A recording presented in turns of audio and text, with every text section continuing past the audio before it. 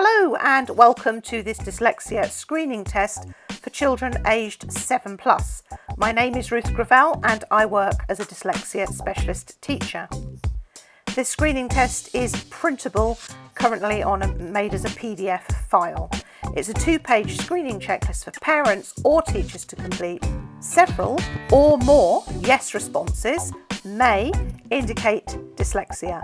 I'm going to run through the checklist with you, highlighting any points I feel might be helpful to add more information to for consideration.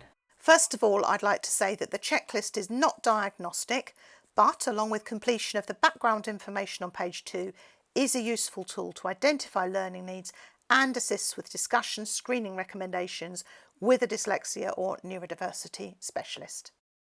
This checklist is subjective, so just go with your gut feeling. Don't give it too much thought. Yes, no, or even in between if that feels more appropriate. So question 1, does she or he have poor concentration?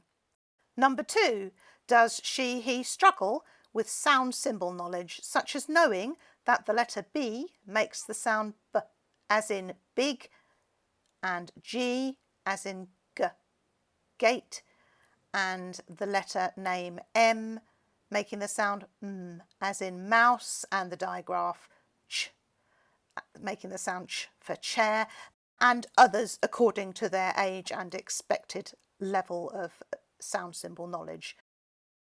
Does he have difficulty with maths language, and maths concepts? Next question, does he have difficulty with fine motor skills, such as threading a needle or using a pen, and or physical coordination, catching a ball or running? Does he regularly bump into things or spill things? And does he seem impulsive? Does he have difficulty pronouncing multisyllabic words such as helicopter, thundering, and rhinoceros? Does he confuse left and right? So notice if they hesitate. If you ask them, show me your right hand, is there any hesitation or strategy in place? And if there is, the answer is yes. Does he put figures or letters the wrong way round when writing, such as 15 for 51, 6 for 9, B for D, and said spelt with the letters reversed in the middle? Are the multiplication tables difficult to learn? Does she or he have difficulty reciting the alphabet and the days of the week or the months of the year? Does she or he have difficulty telling the time on an analogue clock and or on a digital clock?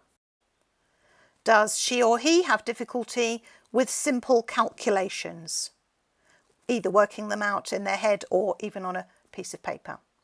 Does she or he have difficulty to remember and complete 3 instructions in sequence?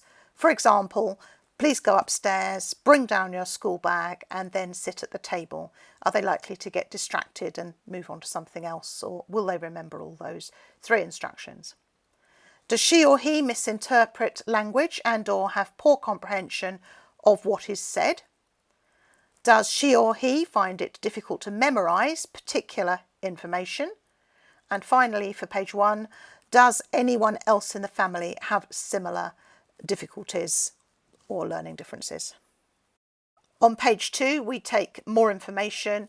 It's really helpful to know about the child's strengths, so please list the strengths. I'm sure there will be many strengths, and if we can learn and use our strengths to learn, for example, if we're really good at drawing, we can be making mind maps. We can really use those strengths. So it's very important. Empathy. They may have excellent verbal skills. Whatever they are, please list their strengths.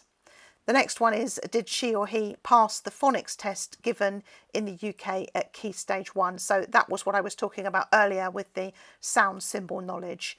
And if they did pass it, did they only just pass it? Did they struggle with it? Or was it really easy and straightforward? Usually with dyslexia, there are issues with phonics. So the next one is history, reference vision, hearing and speech. Have they been to the opticians? Is their vision okay? Have they complained about their vision? Hearing, have you got any concerns about hearing? Speech, was there a speech delay? Have they had speech therapy? Next question, does she or he seem to be oversensitive to touch, taste, smell, light or hearing? Please comment on his or her self-esteem. Whilst some people with dyslexia and learning difficulties feel okay about this, others are very aware that they're behind in the class, for example. They sometimes refer to themselves as stupid, and that's absolutely not good for them. So that's one of the key things for me, that the child or the adult with dyslexia feels good about themselves and their abilities. And the next question is, what is the first language spoken at home? After that, there's an opportunity to include further comments and information you feel is relevant in the case of your child's learning differences. Finally, I've included a note on vision and scotopic sensitivity. So to rule out or address possible visual issues, we recommend that children have had their vision tested at least 12 months preceding a dyslexia assessment. And if your child or student experiences visual difficulties, such as seeing two of each word, or words appearing blurry or unclear or moving on the page, or if their eyes become sore or watery or irritated in some way, or if reading results in a headache, a visit to a behavioural optometrist or an optometrist with specialist knowledge of scotopic sensitivity is advisable. And this is actually quite common, that visual issues are reported. So even if somebody's had their vision tested and the optician said, yes, your vision's absolutely fine, there may still be other visual issues irritating the eyes, and that is really helpful to be addressed with a specialist optician. And using coloured overlays can sometimes improve the reading experience. Finally, I've made a note about some helpful videos that I've created that are available via the www.rightmind.life website or on YouTube. Thank you very much. I hope that was helpful. Please do get in touch if I can be of further assistance.